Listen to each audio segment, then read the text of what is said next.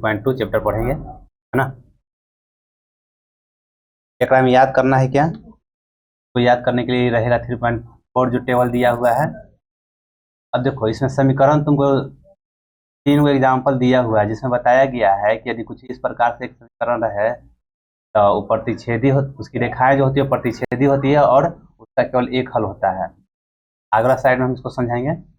दूसरा एग्जाम्पल दिया हुआ है, उसमें बताया गया है कि समपाती रेखाएं हैं और अपरिमित रूप से अनेक हल है।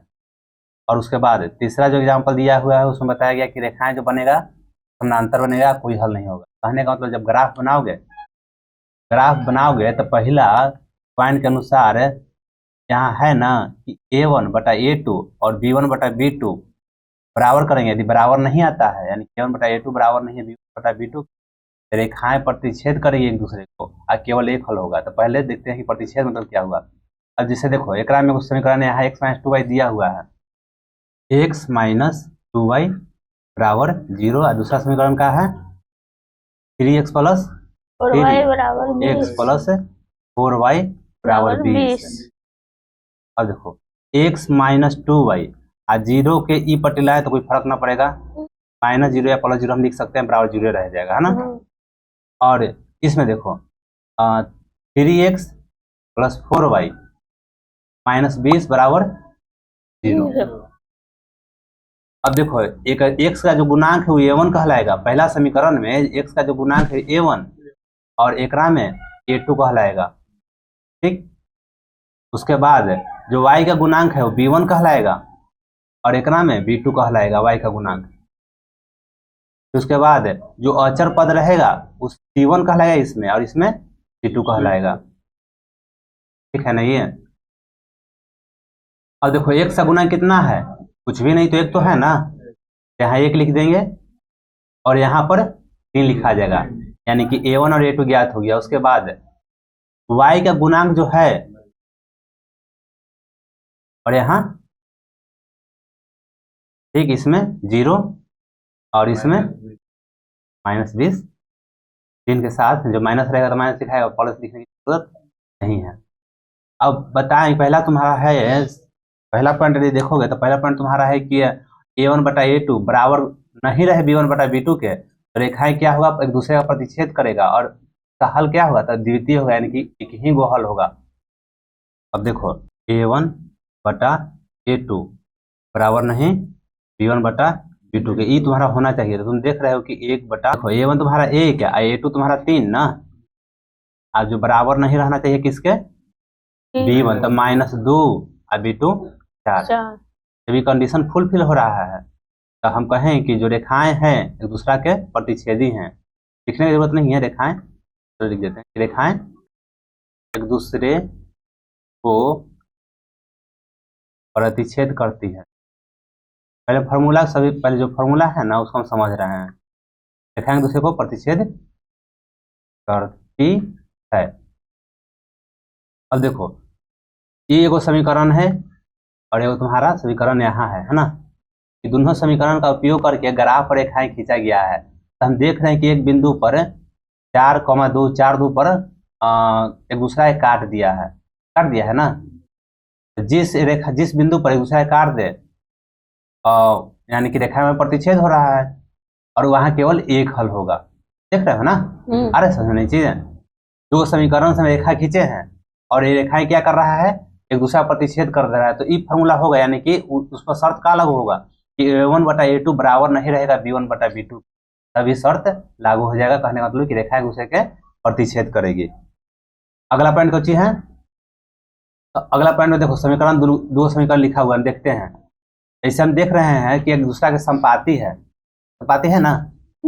संपाती कहने का मतलब ना कि एक रेखा हम लेते हैं, ठीक, इसी के ऊपर एक रेखा और है, यानी जो रेखा है ना इसके प्रत्येक बिंदु को जो एक और रेखा है ना उसको मतलब छू रहा है। अब जैसे देखो 4x + 6y = 18, इसको इस तरह पढ़ेंगे तो 4x + 6y - 18 = 0। तो a1 = 4, b1 = 6 और उसके बाद c1 = ठीक। दूसरा समीकरण 2x +3y अब बराबर 9। तो हम क्या लिखेंगे 2x + 3y +9 की पट्टी लगाएंगे तो -9 बराबर 0। तो a1 बराबर 2, a2 ना, a2 बराबर 2, b2 बराबर 3 और c2 बराबर -9। अब तुम देखो ना a1 बटा a2 करो, पहले डायरेक्ट करते हैं 4/2 और उसके बाद बराबर 6/3 ना, a1 बटा a2 आज b1 बटा b2 और फिर उसके बाद c1 बटा c2 यानी कि -18 बटा -9। अब काटो, इस बार में कट जाएगा, ये भी 2 बार में कट जाएगा, माइनस माइनस कैंसिल, ये भी 2 बार में कट जाएगा, यानी कि 2 बराबर 2 बराबर 2। कहने का मतलब कि जब तुम a1 बटा a2 निकाले बराबर आया b1 बटा b2 के और वो बराबर आया c1 बटा c2 के, तो जो रेखाएं होगा ना इस पर जो दो रेखाएं हैं दोनों रेखाएं एक दूसरा के प्रतिच्छेद करेगा और उसके जो प्रत्येक बिंदु को एक दूसरा के छुएगा। तो हल के बात किया जाए तो अनंतो हल न हो जाएगा, हल अनेक न होगा। अच्छा देखो, शर्त है कि a1 बटा a2 बराबर b1 बटा b2 बराबर c1 बटा c2 हो जाए, रेखाएं समपाती रेखाएं होगी और अपरिमित रूप से अनेक हल होगा। कितना बिंदु छू रहा है, यहाँ पहला शर्त में प्रतिच्छेदी था तो मात्र एक बिंदु को एक दूसरा काट रहा था, है ना, एक दूसरा के एक ही बिंदु को छू रहा था। लेकिन जब संपाती हुआ तो हम देख रहे हैं कि प्रत्येक बिंदु को न छू रहा है। आ रहा है बात समझ में? तो जब इस शर्त पूरा होगा तो क्या कहेंगे कि रेखाएं एक दूसरा के संपाती है। ठीक, अब तीसरा पॉइंट में आ जाते हैं। तीसरा में देखो समीकरण लिखते हैं 2x + 4y - 12 बराबर 0 लिखा हुआ है और फिर आगे x प्लस, देखो a1 बराबर 2 है, b1 बराबर 4 है और c1 बराबर -12 है। यहाँ एक में a1 बराबर 1 है, a1 a2 ना, a2 पहले a2 है, यहाँ b2 और c2 बराबर -4। अब देखो यहाँ हम यदि करते हैं तो 2/1 फिर बराबर 4/2 और यहाँ देखो ना ये दोनों दूसरा के बराबर हो जाएगा, लेकिन बराबर नहीं होगा, -12 और नीचे -4 है। देखो कैसे कि माइनस माइनस 4 से 3 बार में, ये 2 से 2 बार में, तो 2 बराबर 2 आया। अब बराबर नहीं है 3/4 के, यानी क्या निकला, हम a1 बटा a2 ना है 4 कहाँ, सॉरी हाँ नीचे वाला तो कट ही गया, 3 है ना, a1 बटा a2 बराबर आया b1 बटा b2 के, लेकिन बराबर नहीं है c1 बटा c2। तब क्या हो जाएगा, रेखाएं एक दूसरा के समानांतर होगा। समानांतर मतलब समझते हो ना, यदि कहीं पर भी इसको बढ़ाया जाए तो एक दूसरा के नहीं काटेगा। ठीक, एक दूसरा से समान दूरी पर रहेगा, अनंतों तक क्यों ना बढ़ा दिया जाए। तो इसका देख रहे हैं कि दोनों रेखाएं एक दूसरा के कहीं टच नहीं कर रहा है, कहीं एक भी बिंदु को नहीं छू रहा है, तो हम क्या कहेंगे कि इसका कोई हल नहीं है। ठीक है, देखो इसमें रेखाएं समानांतर होगी, जब ऐसा हो जाएगा a1 बटा a2 बराबर b1 बटा b2 बराबर नहीं रहे c1 बटा c2 के, तो रेखाएं समानांतर हो जाएगा और कोई हल नहीं रहेगा। क्लियर है इतना? ग्राफ भी देखेंगे प्रतिच्छेदी, और एक चीज और याद रखना कि जब प्रतिच्छेदी रहे तो संगत हल होगा, नहीं ये भी तुम्हारा संगत होगा, संगत हल है, संगत हल, और उसके बाद अगला यह असंगत हो जाएगा, कोई हल नहीं है तो असंगत। ये भी चीज ध्यान देना। फिर से ये वाला तुम्हारा संगत, ये भी संगत और ये असंगत, कोई हल नहीं रहा है तो असंगत। ठीक है, अब आ जाए क्वेश्चन में, ना बड़ा क्वेश्चन दे दिया है ना। पहला के 10 विद्यार्थियों ने गणित की पहली प्रतियोगिता में भाग लिया। यदि लड़कियों की संख्या लड़कों की संख्या से 4 अधिक हो तो प्रतियोगिता में भाग लिए लड़कों और लड़कियों की संख्या ज्ञात कीजिए। यही ना प्रश्न है। अब क्या मान के बनाएंगे हम, और क्या करना है, इसको ग्राफीय विधि से हल करना है। तो हम समीकरण ज्ञात कर देंगे और ग्राफ पर इसका बना के हल ज्ञात कर लेना है ना। तो देखो कक्षा 10 के 10 विद्यार्थियों ने एक गणित की पहेली प्रतियोगिता में भाग लिया। एकरा में क्या है, लड़का की संख्या है या लड़की, मतलब लड़का लड़की की संख्या है, जिसको कुल संख्या कितना है, 10 है। कहने का मतलब कि एक पहेली प्रतियोगिता हुआ, एकरा में लड़कों की संख्या और लड़कियों की संख्या को जोड़ दिया जाए तो कितना होगा, 10 हो जाए, कुल 10 है। हम यहाँ पर लिखते हैं, माना कि लड़कों की संख्या कितना है, तो x है, और लड़कियों की संख्या 4x y y ना, तबे ना प्रश्न के अनुसार हम दोनों के जोड़ेंगे तो 10 हो जाएगा। पहला समीकरण तुमको मिल जाएगा। लिखेंगे प्रश्नानुसार, चाहे प्रश्न से, ठीक। पहला समीकरण तुमको मिल गया, एक में से a1 a2 और c1 कहने का मतलब a1 b1 और c1 हम आसानी से निकाल लेंगे। ऐसे तो इसमें कुछ करना नहीं है, केवल ग्राफी विधि से हल करना है। a1 बटा a2 सबसे हम पता कर ले सकते हैं कि प्रतिच्छेदी है कि समानांतर है कि संपाती है। तो चलो पहला समीकरण हम ज्ञात कर लिए हैं पुनः प्रश्न से, ध्यान से यहाँ पढ़ना अगला बार आगे। पहले तो विद्यार्थियों को कुल संख्या था तो x प्लस वाई करके हम 10 बराबर में 10 लिख दिया, पहला समीकरण बन गया था। अब यहाँ से दूसरा समीकरण बनेगा, यदि लड़कियों की संख्या लड़कों की संख्या से 4 अधिक है। देखो, लड़की की संख्या को क्या माने हैं, वाई माने है ना, और लड़कों की संख्या से 4 अधिक है, 4 लड़का की संख्या में जोड़ देंगे तो लड़की बराबर हो जाएगा ना। देखो, लड़की की जो संख्या है ना, लड़कों की संख्या से 4 अधिक है, लड़की ज्यादा है लड़का कम है, तो कम 4 जोड़ देंगे तो लड़की बराबर हो जाएगा। ये दूसरा समीकरण बन गया। इसको इक्वेशन 2 कर दो ना है, नहीं तो इसको हम सजा के लिख दे सकते हैं, x की पट्टी ले चलाएंगे। अरे बात को समझ में आ रहा है ना। देखो, इसको तुम चाहो तो ऐसे लिख सकते हो, x प्लस वाई माइनस 10 बराबर 0। इसको क्या लिख सकते हैं, तो x माइनस वाई प्लस 4 बराबर 0 लिखा सकता है ना। आप फिर ग्राफ बनाना सिखेवे किए हैं, ग्राफ विधि से हल कर लेना। यहाँ a1 बटा a2 कर लीजिए, नहीं करना है, नहीं जांचना है इसमें, नहीं कुछ कहा है। निम्न समस्या को रैखिक समीकरण युग बने। देखो, रैखिक समीकरण का युग बन गया, रैखिक समीकरण एक हुआ, दूसरा यहाँ पे वही है 2 बन गया ना। युग माने जोड़ा, तो जोड़ा बना दिए, और उसके बाद ग्राफीय विधि से हल ज्ञात कीजिए। तो ग्राफ को इसका हल ज्ञात तुम कर लोगे। हम ना होगा तो क्या करेंगे, कॉपी पर, नहीं तो कंप्यूटर पर नया सॉफ्टवेयर में बना के उसका लिंक हम डिस्क्रिप्शन बॉक्स में नीचे डाल देंगे ताकि बाकी लोग भी देख सकें। तो दूसरा प्रश्न आ जाते हैं, दूसरा प्रश्न यहाँ बना देते हैं, पहला प्रश्न और यहाँ दूसरा प्रश्न। देखो, 5 पेंसिल और 7 कलम है, और कुल मूल्य कितना है, 50 रुपया। सबसे पहला बात क्या है कि पेंसिल की कीमत हम नहीं जानते हैं, नहीं कलमे की कीमत जानते हैं, लेकिन इतना जान गए कि 5 वो पेंसिल है, 7 कलम है, दोनों को जितना खर्च पड़ा है ना, यानी कुल मूल्य जो पड़ा है ना, 50 रुपया पड़ा है। हम सबसे पहले मानेंगे कि माना कि पेंसिल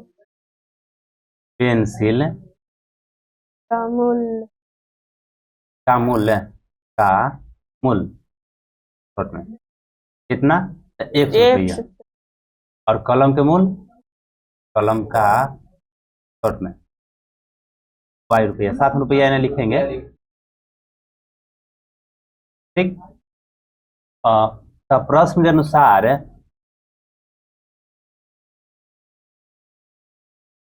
एक पेंसिल का मूल्य 100 रुपया, तो जे को पेंसिल रहेगा जितना 100 हो जाएगा। तो 5 को पेंसिल है तो प्रश्न के अनुसार 5x है, एकड़ कीमत हुआ, पेंसिल पहला बार खरीदे उसका कीमत हो गया। उसके बाद 7 को कलम है तो प्लस है 7y बराबर 50। हाँ, यानी पेंसिल की कीमत और कलम की कीमत, 5 को पेंसिल की कीमत है और 7 को कलम की कीमत कितना हो गया, 50 रुपया हो गया। एक इक्वेशन 1 मिल जाएगा, 50 की पट्टी भेज देंगे तब। देखें पुनः प्रश्न से,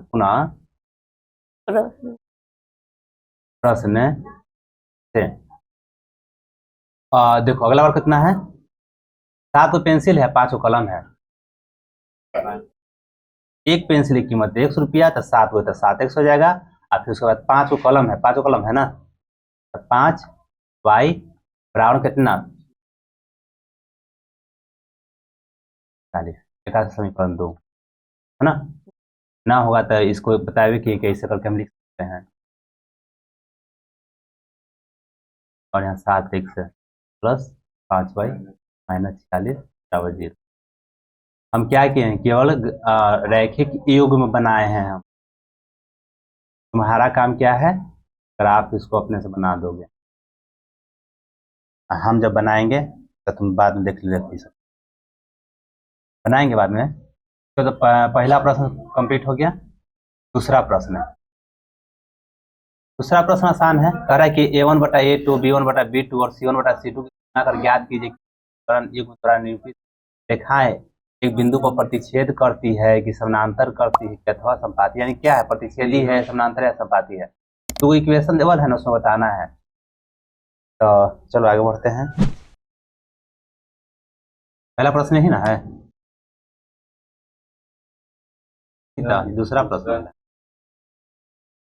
क्या हो गया, क्या यहाँ है ना, तीसरा क्या है,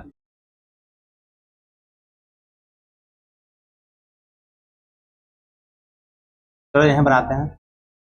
दूसरा के पहला 5x माइनस 4y अब प्लस 8 बराबर 0, और दूसरा है 7x प्लस 6y माइनस 9 बराबर 0। ठीक, a1 और उसके बाद a2 लिख देंगे,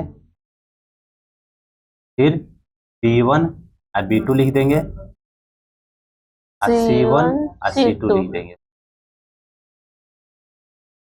5 7 माइनस 4 6 8 माइनस 9 5 बटा 7 a1 बटा a2 किए तो बराबर नहीं है माइनस 4 बटा 6 के, है ना। तो 5 बटा 7 बराबर नहीं, काटेंगे तो देखो ना 2 बार में कट जाएगा, 1 बार में कट जाएगा, माइनस बटा 3 आया। तो क्या मिला कि a1 बटा a2 बराबर नहीं है 1 बटा, नीचे लिख देंगे कि दूसरा के जो समीकरण युग्म है, रेखाएं एक बिंदु पर मतलब एक बिंदु पर प्रतिच्छेद करती है, और क्या, रेखाएं एक बिंदु पर प्रतिच्छेद करती है, चाहे रेखाएं प्रतिच्छेदी है। आया बात समझ में, प्रतिच्छेद करती है, समझ है ना, पहला हार्ड है नहीं ना। दूसरा छोड़ देना, सब आसान है, अपने से बना लोगे।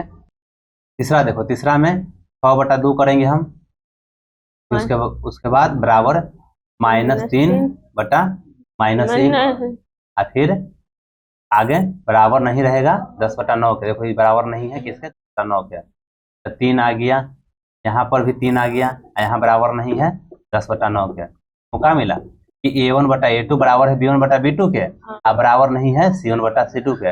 अतः रेखाएं क्या होगा, नहीं समानांतर होगा ना, जब इस प्रकार से करने तो समानांतर है। कौन, इस समझ नहीं आया, हे भगवान। देखो हमें यहाँ से a1 ले लिया, यहाँ से a2 ले लिया, यहाँ से b1 ले लिया, यहाँ से b2 ले लिया, यहाँ से c1 ले लिया, यहाँ से c2 ले लिया, पल्स में ना है, हाँ कहीं दिख नहीं रहा है। a1 बटा a2 किए हमें यहाँ पर, उसके बाद b1 बटा b2 किए, उसके बाद c1 बटा c2 किए, ठीक है, पल्स में है। तो 2 से 3 बार में कट जाएगा, ये माइनस माइनस कट गया, तो केवल 3 ना बचाएगा, उससे भागा देंगे तो यहाँ 10 बटा 9 रह गया। हमको कहाँ मिला, हमको मिला कि a1 बटा a2 है बराबर के करे b1 बटा b2 के मिला नहीं, वाला बराबर है करे, अब बराबर नहीं है c1 बटा c2 के। तो जब ऐसा इक्वेशन बन जाए तो बताते हैं ना कि समानांतर कहलाएगा। फिर से सबका बता दे, देखो a1 बटा a2 बराबर नहीं रहेगा b1 बटा b2 के, तो रेखाएं प्रतिच्छेदी होगा, ठीक, यानी कि ई वाला, यदि a1 बटा a2 बराबर रहे b1 बटा b2 और बराबर रहे c1 बटा c2 के, तो रेखाएं संपाती होगा। समझ में आया आप, इतना पहले दूगो। तीसरा पॉइंट, a1 बटा a2 रहे बराबर b1 बटा b2 रहे, अब बराबर नहीं रहे c1 बटा c2, ये समानांतर ये क्या होगा? समानांतर समानांतर होगा। और भी बताए हैं कि ये संगत होगा, ये भी संगत होगा, ये वाला ये संगत होगा। तीसरा यही पॉइंट पर बन जाएगा, इसी पॉइंट पर तीसरा ना बन जाएगा। तो सरकार को जी होगा और तीसर का समांतर होगा, समानांतर होगा, और दूसर का दूसर का ई और दूसर का ना संपाती होगा। देखो ना, आई और प्रतिच्छेदी, क्लियर है ना? आगे बढ़े।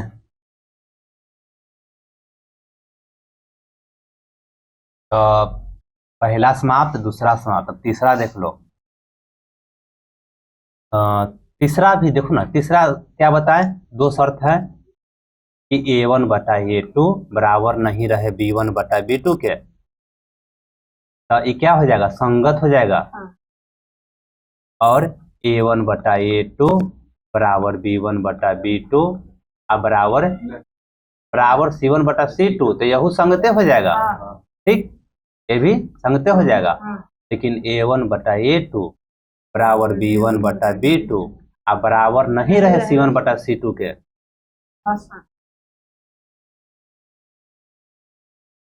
ठीक, बस इतने ही ना कह रहा है, काम तो हल नहीं करना है। कह रहा है कि A1 बटा A2 B1 बटा B2 और C1 बटा C2 की तुलना कर ज्ञात कीजिए कि निम्न रैखिक समीकरणों के कौन मतलब युग्म यानी जोड़ा कौन संगत है कौन असंगत है। मेरे नजर से तो आसान है ना? आसान है। चलो बनाते हैं। मिटा दे रही वाला याद हो गया, ये चीज है, याद रहना चाहिए।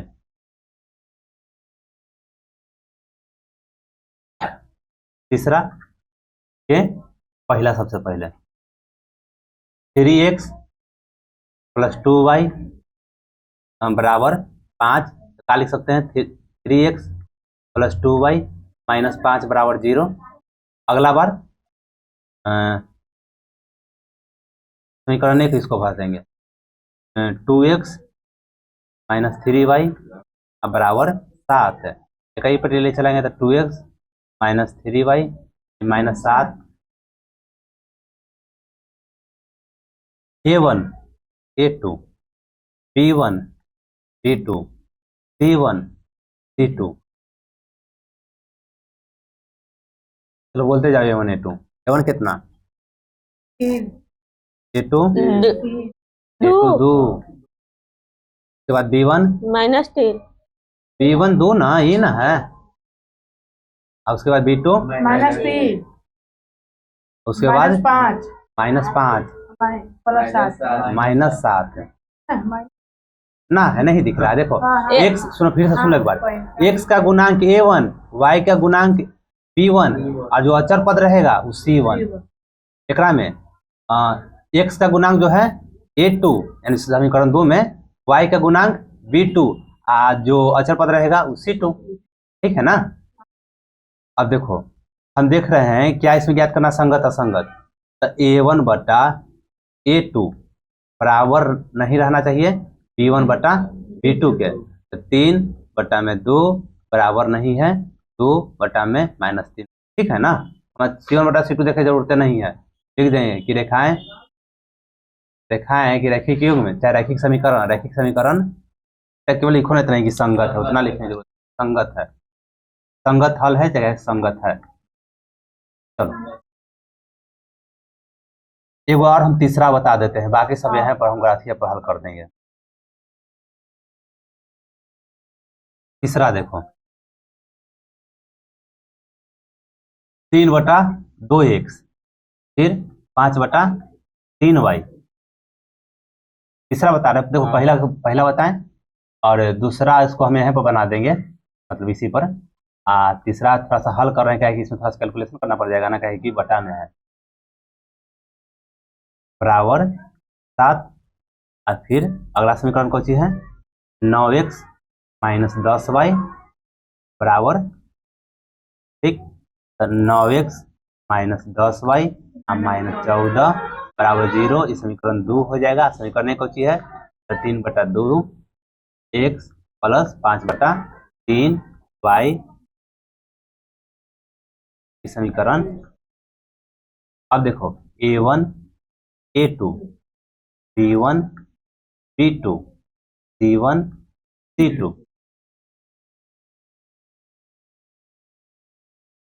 तो लिखना शुरू करते हैं। A1 बोलते जाओ।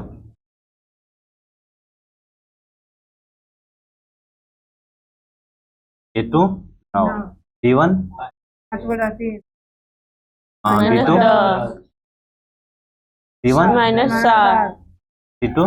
माइनस 14 हम सबसे पहले A1 बटा A2 ज्ञात कर लेते हैं। तो 3 बटा 2 A1 है, नीचे 9, इसको हल करते हैं। तो 3 बटा 2 एक नीचे कुछ ना, तो ठीक है, 3 से 3 बार में कितना आ गया, 1 बटा 6। चलो B1 बटा B2 ज्ञात करते हैं। 5 बटा 3 नीचे माइनस 10, हाँ लिखने की जरूरत नहीं है। 1 बटा माइनस 10 दो बार में, यानी कि 1 बटा माइनस 6। यहाँ ध्यान दो, माइनस 6 है, ठीक है ना। उसके बाद चेक करने की जरूरत नहीं है, अब आगे चेक करने का जरूरत है। हम देखें कि A1 बटा A2 बराबर नहीं है B1 बटा B2 के, तो क्या लिख देंगे? यहाँ प्रतिच्छेद है ना, प्रतिच्छेद नहीं देखना है एकरा में, संगत और संगत देखना, भूला गया संगत है। जो प्रतिच्छेद है, संपाती है, वो संगत है, और जो समानांतर है वह संगत है। ठीक, आगे बढ़े। वो यहाँ बताते हैं ये वाला 2 बटा में 4 और फिर बराबर -3 बटा में -6 ई के पट जाएंगे तो -8। हाँ, माइनस में 2 बार में, माइनस माइनस से हो 2 बार में आई। नहीं है देखो क्या मिला तुमको, 1 बटा 2 मिला, यहाँ 2 बार में कटा ना, संगत है। देख नहीं, असंगत है, देखना कैसे असंगत है सर। बराबर नहीं है, यहाँ बराबर नहीं है 8 बटा 9 के। आए बात समझ में? तो हम देख रहे हैं कि A1 बटा A2 बराबर है B1 बटा B2 के, लेकिन बराबर नहीं है C1 बटा C2 के। तो लिख देंगे, इसे बनाते हैं, बना दे उसी बना दें। देखो सारा कुछ प्रक्रिया इसी करेंगे, A1 बटा A2 निकाल देंगे, B1 बटा B2 निकाल देंगे, C1 बटा C2 निकाल देंगे, इक्वेशन ये वाला इक्वेशन लिख देंगे, और लिख देंगे क्या है, असंगत है। अब इतना करोगे तो पहला दूसरा तीसरा समाप्त हो गया, चौथा भी लग लेना है तो नया बनाते हैं। चलो A1 बटा हम डायरेक्ट बना रहे हैं, A1 बटा A2 निकाल रहे हैं, तो कितना आ जाएगा, 5 बटा -10। B1 बटा B2 निकालेंगे, ठीक, C1 बटा C2 निकालेंगे, तो -11 ना, क्या कि 11 ही पटी आएगा, आया नीचे +22 है, ठीक है ना, -22 है, तो 5 से 2 बार में कट गया, 1 बटा -2 और फिर रुको ना, पहले बनाने तो दो, -1 बटा 2 और यहाँ -1 बटा 2, है ना। हम देख रहे हैं कि A1 बटा A2 बराबर आया B1 बटा B2 के, B1 बटा C2 के, तो संगत हो जाएगा, ठीक, संगत हल, ठीक है ना। अब पचमा बना दें, पचमा को बना देते हैं लास्ट वाला बढ़िया से, समीकरण नहीं उतारते हैं। चलो 4 बटा 3 x प्लस 2y बराबर 8, 4 बटा 3 x, ठीक, 2x और फिर अगला 2x प्लस 3y बराबर 12। 1 2 A1 A2 B1 B2 C1 C2, 4 बटा 3, फिर यहाँ A2 ना 2, और फिर यहाँ भी 2, यहाँ 3, ध्यान देना, -8 और फिर उसके बाद -12। हम A1 बटा A2 निकाल देंगे, उसके बाद B1 बटा B2 निकाल देंगे, उसके बाद C1 बटा C2 निकाल देंगे। 4 बटा 3 गुने 2 बटा 3, एकरा में 2 बटा 3 डायरेक्ट 2 बटा 3, एकरा में -8 -12 है, माइनस माइनस 4 से 2 बार में, 4 से 3 बार में, 2 बटा 3। तो A1 बटा A2 बराबर है B1 बटा B2 के, और वो बराबर है C1 बटा C2 के, तो लिख देंगे कि संगत है। चैप्टर बहुत आसान चैप्टर है ना। अब चौथा देखो, चौथा है कि निम्न रैखिक समीकरणों के युग्मों में कौन सा युग्म संगत है, कौन सा असंगत है। सबसे पहले पहचानना है कैसे बनाया है, इधर से बनाया उसे बनाएंगे। उसके बाद जो संगत है उसको ग्राफीय विधि से हल कीजिए, ग्राफीय विधि से हल करना है, यानी ग्राफ बनाना है। आज जो असंगत है उसको छोड़ देना है। तो इतना करोगे अपने से। ये वाला केवल समीकरण है, में चारों समीकरण है, चारों ही अपने से बनाओगे, पहला दूसरा तीसरा चौथा। एगो एग्जाम्पल के तौर पर हम समझा देते हैं। कौन ले हम, चलो चौथा लेते हैं। चौथा के चौथा कितना है, 2x माइनस 2y माइनस 2 बराबर 0, और फिर इसके बाद 4x माइनस 4y और माइनस 5 बराबर 0। तो a1 a2 b1 b2 c1 c2 2 4 minus 2 minus 4 minus 2 minus 5। a1 बटा a2 निकाल दो, ये वाला सबसे बेस्ट हमको लग रहा है। a1 बटा निकाल दो, फिर c1 बटा a2 निकाल दो। 2 बटा 4 माइनस 2 बटा माइनस 4 माइनस 2 बटा माइनस 5, 1 बटा 2 1 बटा 2 2 बटा 5 संगत तो a1 बटा a2 बराबर b1 बटा b2 बराबर नहीं होगा C1 बटा C2। तो ये असंगत है, यह बन गया का कुछ करना ही नहीं है। यही यदि संगत हो जाता तो ग्राफीय विधि से हल करते। देखो ना ग्राफ पर एग्जांपल में है ना, फोटो हल किया हुआ है, कहाँ गया। ठीक, यदि हो कहने का होता है समानांतर हो जाएगा तो कोई हल नहीं है, असंगत आएगा तो कोई रहबे ना करेगा। या तो ऐसा ग्राफ बनेगा और नहीं तो ऐसा ग्राफ बनेगा।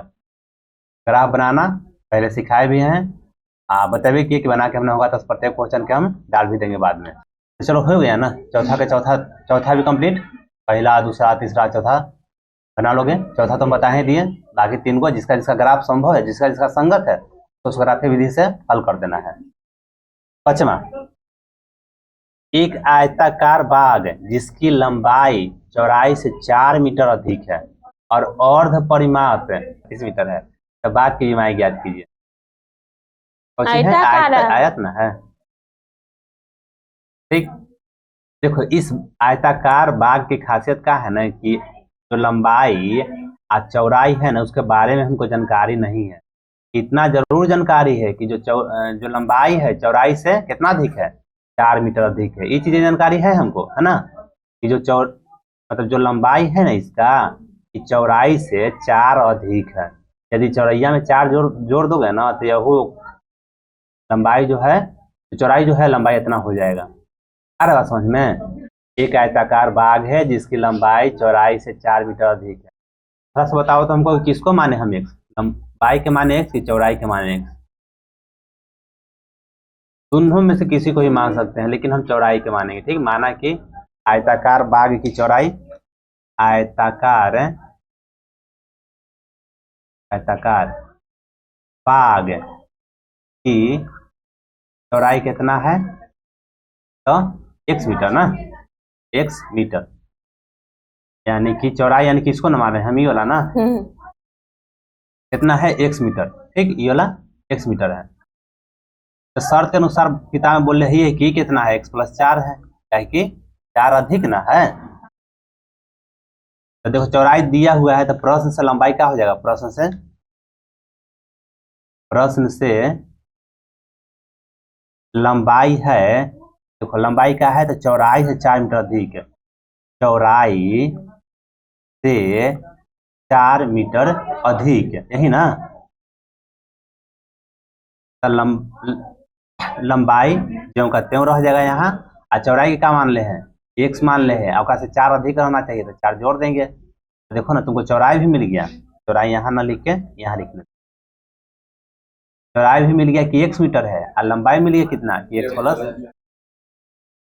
तो उसके आगे और का देवल है, इसका अर्ध परिमाप कितना है, 36 मीटर है। अर्ध परिमाप मतलब समझ रहे हो, परिमाप मतलब समझते हो ना। परिमाप मतलब कि इस आयताकार जो चित्र है, जो खंड है, उसके बाहरी माप परिमाप कहलाता है। यानी कि बाहरी जो रेखा की कुल लंबाई है ना, वो परिमाप कहलाता है। ठीक, बात समझते हो, परिमाप मतलब समझते हो ना।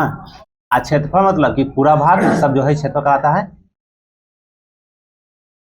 तो देखो, सबसे पहले अर्ध परिमाप की बात करते हैं। तो पहले हम क्या करेंगे, पूरा का पूरा परिमाप निकाल लेंगे और उसको 2 से भागा कर देंगे तो अर्ध परिमाप हो जाएगा। कहने का मतलब ना कि आयत के परिमाप का फॉर्मूला तुम्हारा होता है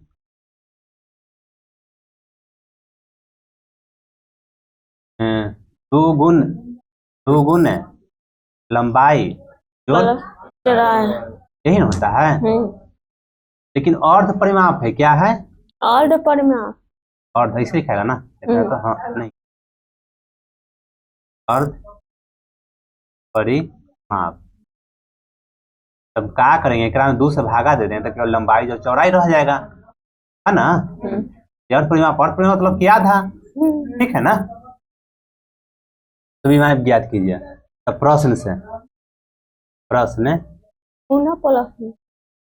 हाँ, पुनः प्रश्न से पुनः प्रश्न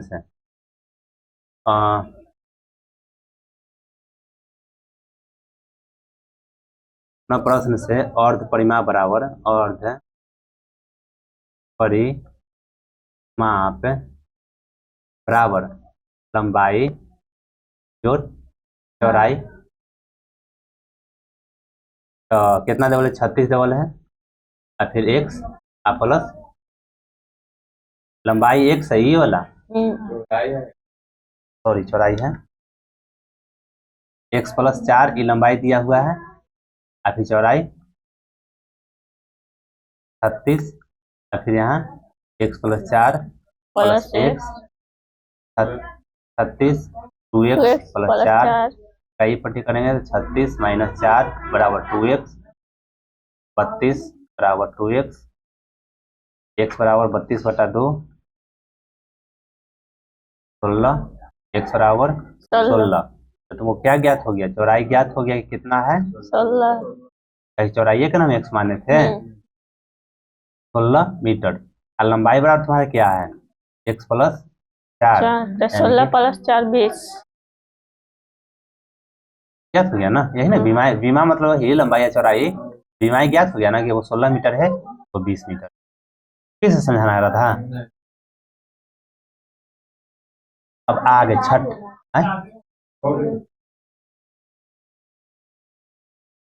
ठीक है, समझा है। देखो, अर्ध परिमाप तुम्हारा 36 किताब में दिया हुआ है। अर्ध परिमाप देखो यहाँ ऊपर हम समझाएं कि अर्ध परिमाप मतलब क्या होता है। सबसे पहले तो परिमाप मतलब समझाया कि एक आयत के जो बाहरी माप है उसको हम अर्ध परिमाप कह रहे हैं, मतलब उसको परिमाप कह रहे हैं। और जो परिमाप कुल आएगा, मान चलो कि इधर हम 10 दे देते हैं, आई 5 दे देते हैं, तो 10 आई 10 20 हो जाएगा, आई 10 यानी 30 हो जाएगा, 30 का दिया कर देंगे तो वो अर्ध परिमाप हो जाएगा। उसी प्रकार से हम जो फॉर्मूला जानते हैं परिमाप के कि 2 गुना लंबाई जो चौड़ाई होता है, 2 गुना लंबाई जो चौड़ाई होता है, जब इसको 2 से भागा देंगे तो 2 से 2 कट न जाएगा, 2 से यदि भागा जाएगा 2 से 2 कट जाएगा, तो अर्ध परिमाप ज्ञात हो जाएगा, लंबाई जो चौड़ाई होता है। तो पुनः प्रश्न से दिया हुआ है ना कि अर्ध परिमाप बराबर लंबाई जो चौड़ाई, तो अर्ध परिमाप 36 डबल है, और फिर हम लंबाई जो चौड़ाई इस तरह से हम भरते चले गए। लंबाई हम ज्ञात कर भी किए थे मान के, चौड़ाई माने थे कि x मीटर है, तो लंबाई x प्लस 4 मीटर वहीं गया था, हम लंबाई के मान भर दिए, चौड़ाई के मान भर दिए।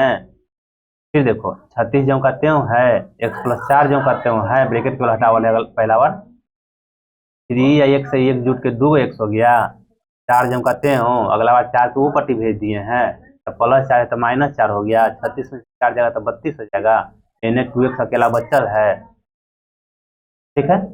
तो x बराबर जो गुना में रहता है वो भागा में चला जाता है, तो 2/32 करके 16 आ गया, तो x बराबर तुम्हारा 16, x बराबर 16। तो x हम किसको माने थे, चौड़ाई को माने थे, x चौड़ाई को माने थे हम x, तो चौड़ाई 16 आया, तो 16 मीटर आंसर हो गया। लंबाई के हम क्या माने, x प्लस, प्रश्न से लंबाई कितना आया था, x प्लस 4 आया था, प्लस 4, ठीक है ना। ये वाला एक रैखिक समीकरण 2x + 3y - 8 = 0 दी गई है। दो चरों में से एक ऐसी रैखिक समीकरण लिखिए ताकि प्राप्त योग का ज्यामितीय निरूपण जैसा कि प्रतिच्छेदी हो, समानांतर हो, संपाती हो। आया समझ में? टिप्पू देखो, एगो समीकरण तुमको देवल है, समीकरण एक से है ना, जैसे पहला यदि बनाते हैं तो समीकरण एक जो है 2x + 3y - 8 = 0, यानी कि a1 बराबर तुम्हारा कितना है, 2 है, b1 बराबर 3 है और c1 बराबर -8 है। तो देखो एगाव जो समीकरण है ना, एगाव समीकरण ऐसा लिखना है कि प्रतिच्छेदी यानी कि a1 बटा a2, सुनो ना, a1 बटा a2 बराबर नहीं रहे b1 बटा b2 के। तो क्यों लिखा है? जो जितना चाहे उतना समीकरण लिखा सकता है। 7x + 5y - 3 = 0, यही आंसर हो गया, अनेकों आंसर होगा। देखो ना, a2 बराबर 7, b2 बराबर 5 या c2 बराबर -3। ये शर्त ना पूरा हो रहा है, इतना लिखा गया, ये समीकरण लिखा गया, यही ना कह रहा है कि लिखिए वैसा। तो क्यों लिखाएगा? जितना चाहो उतना लिखा सकता है। समानांतर के लिए भी उसे लिख लेना है, ये इसको लिए भी बनाए वो। अब समानांतर के लिए है, समानांतर में थोड़ा सा ध्यान देना होगा।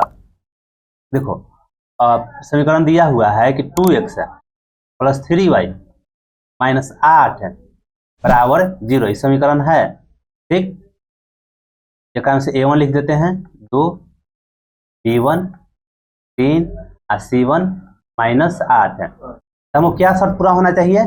और समानांतर रहने के लिए शर्त पूरा होना चाहिए कि a1 बटा a2 बराबर रहे b1 बटा b2 के बराबर नहीं तो समानांतर के लिए बराबर नहीं आगे ना, b1 बटा c2 के, ये शर्त पूरा होना चाहिए। तो देखो एगो ऐसा लिखेंगे ना कि मतलब कि a1 बटा a2 हो जाए, a1 बटा a2 बराबर हो जाए b1 बटा b2 के, लेकिन यहाँ लिख रहे हैं हम